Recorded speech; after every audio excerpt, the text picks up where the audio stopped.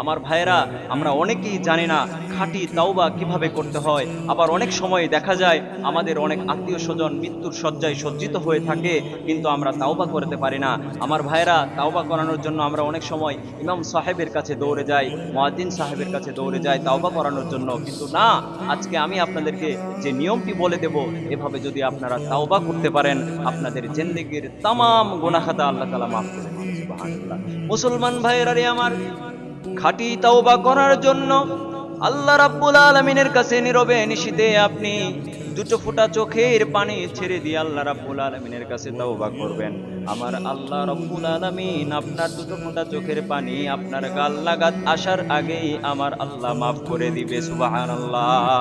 মুসলমান ভাইয়েরা রে আমার, দোয়ার মধ্যে আপনি বলবেন, আস্তাগফিরুল্লাহ রাব্বি মিন কুল্লি যামবিন ওয়া আতুবু ইলাইহি লা হাওলা ওয়ালা কুওয়াতা ইল্লা বিল্লাহিল আলিয়্যিল আযীম।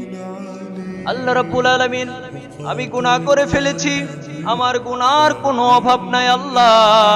যতই গুনাহ করি না কেন তোমার রহমতের চেয়ে কিন্তু বেশি গুনাহ করি নাই গো আল্লাহ। আমার গুনার দিকে না তাকাইয়া তোমার রহমতের দিকে তাকাইয়া আমার জিন্দেগীর সব গুনাহ আল্লাহ তুমি মাফ করে দাও।